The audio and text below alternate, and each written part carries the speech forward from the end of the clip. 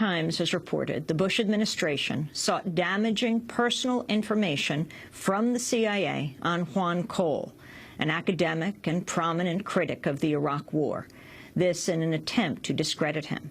According to former top counterterrorism officer Glenn Carle, the Bush administration made at least 2 requests for intelligence about Cole, a Middle East expert and professor at the University of Michigan.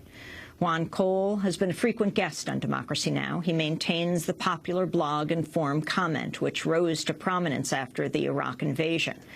Carle refused to carry out the request to destroy Juan Cole. A CIA spokesperson denied Carle's account. Legal experts say the spying on Cole would violate federal laws barring CIA spying and data collection on U.S. citizens. Professor Cole is now calling for a congressional investigation into the Bush administration's efforts to discredit him.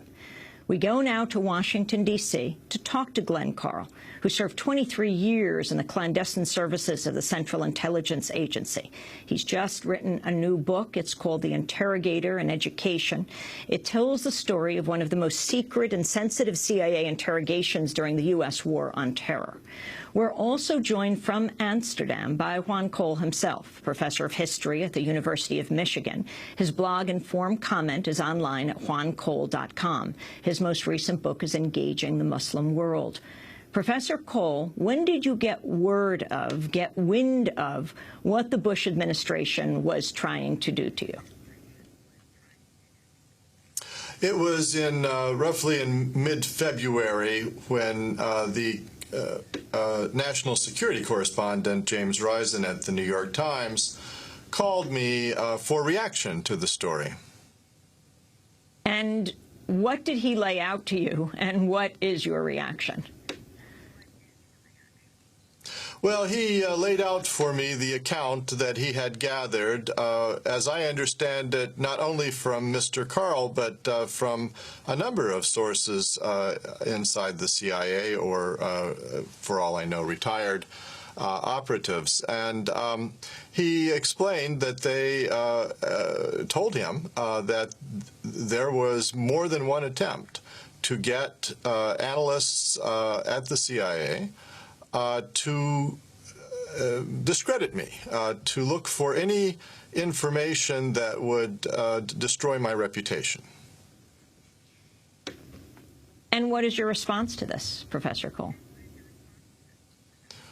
Well, it's outrageous. It's actually, Amy, it's so discouraging that, you know, we've been through this picture before, you and I. We saw this in the late 60s and the 70s when the CIA was deployed in COINTELPRO against anti-Vietnam war activists, and Nixon, of course, misused the agency for his own purposes.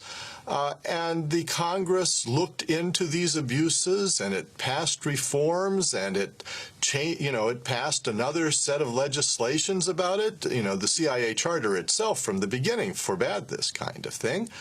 And I think most of the analysts and the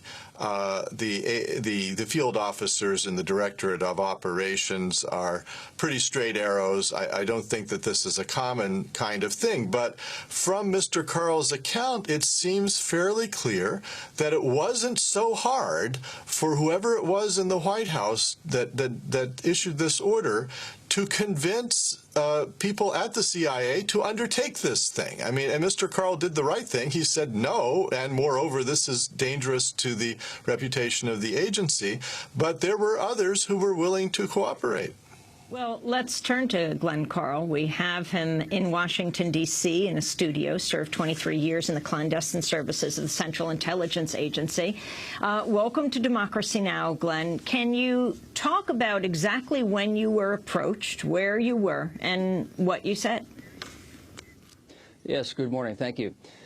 It was, the exact date I don't recall, but I think it was sometime late in 2005, as best I can reconstruct the calendar. I was asked by my superior if I knew who Professor Cole was. I responded yes. He worked with the National Intelligence Council, where I was serving as the Deputy National Intelligence Officer for terrorism, essentially, at the time. And then the question was, well, the White House wants, what do you know about him personally, his lifestyle type of questions and practices, because the White House wants to get him. And I was just flabbergasted. I would like to add to Professor Cole's comment that I think it's even more than the overwhelming majority, or I don't remember exactly his words. It's part of the culture in CIA. It's part of our oath and our training that the CIA has nothing to do with American citizens. It was just flabbergasting. So did you know Professor Cole or know of him at the time you were asked? And can you go on from there? What happened when you said you wouldn't do this, and who was it who demanded this information from you, said that you should get information? Well, I did know Professor Cole. He was one of a large number of experts of diverse views that the National Intelligence Council and my office and the CIA, respectively, consult with to challenge our assumptions and understand the trends and issues on our various portfolios. So I knew him that way, and it was sensible in that sense that the White House turned to my office to inquire about him, because we were the ones, at least one of the ones, I don't know all of Mr. Cole's work, who had consulted with him. I never have mentioned anybody's names in this process. I was approached out of the blue by the New York Times with the story. You know, when they said they were running the story, and we understand, Mr. Carle, that you were involved in the following issue and steps, I reflected for a moment, and they had basically the truth, and it was important. It wasn't touching upon sources and methods of the CIA, which of course I can't talk about. And so I thought, well, it's important, it's true, and I am a player in this, and so I then acknowledged that they basically had the story right. Well, the way James Risen writes it, he says, Mr. Carle said sometime that year he was approached by his supervisor, David Lowe, about Professor Cole. Lowe and Carle have starkly different recollections of what happened. According to Mr. Carle, Lowe returned from a White House meeting one day and inquired who Juan Cole was, making clear he wanted Carle to gather information on him. Mr. Carle recalled the boss saying the White House wants to get him. Well, that's substantially correct. The one nuance perhaps I would point out is there's a difference between collecting information actively, going out and running an operation, say, to find out things about Mr. Cole, or providing information known through interactions. I would characterize it more as the latter. Nonetheless, it's simply not acceptable for the CIA to have anything to say to the White House or to anybody about an American citizen. And that's how the initial approach occurred. It's simply a fact. Risen goes on to write in the New York Times that you immediately went to see David Gordon, then the acting director of the council. Mr. Carle said after he recounted his exchange with Mr. Lowe, Mr. Gordon responded he would never, never be involved in anything like that. Then describe what... Is that right? Yeah, I'm sorry to interrupt you. That's exactly correct. I was intensely disturbed by this, and it's almost inconceivable that anybody in the CIA would do something like this. That's why it's so hard to imagine.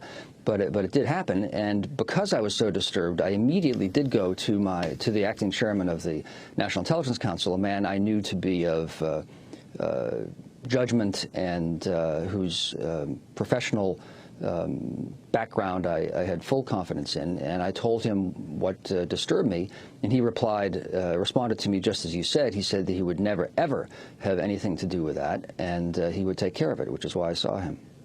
Now, what happened next is very interesting. Mr. Lowe was not at work the next morning, writes James Risen, but on his way to a meeting in the CIA's front office, a secretary asked if he, that's you, Glenn Carle, would drop off a folder to be delivered by courier to the White House. Mr. Carle said he opened it and stopped cold. What was inside that envelope, the memo?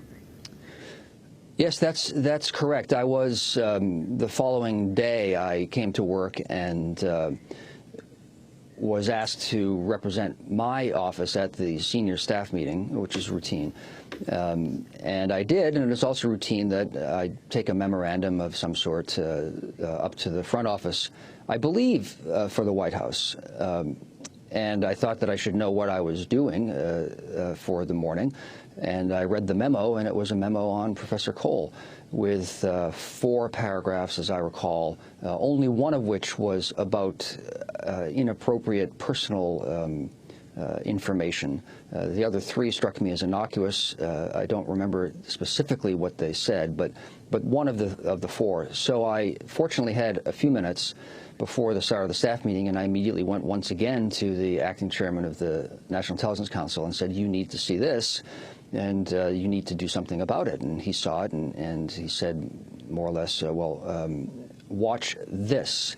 And he took a red pen, actually, and actively scratched out the offending paragraph. And he said, "Okay." And I said, "Yes, that's why I brought it to you."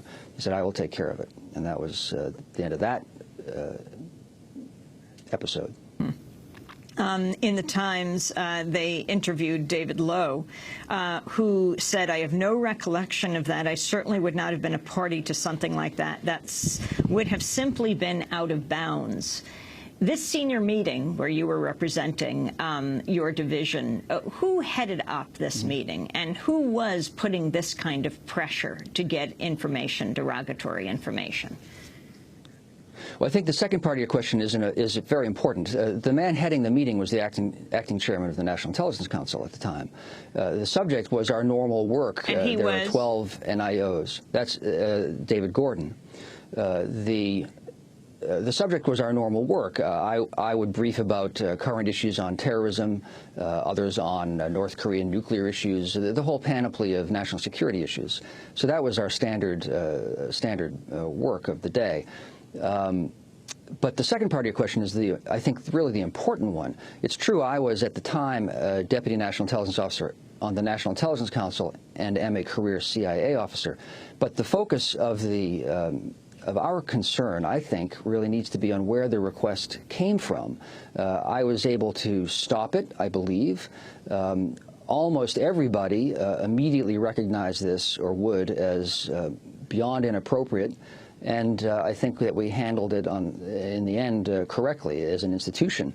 But the request came from a meeting in the White House. I don't know who made the request, but certainly they were irritated at the gadfly that Professor Cole and his blog were, since he was harshly critical of just about every policy the White House had in the war on terror. That's where the initiative came from. Where does Douglas Feith fit into this picture?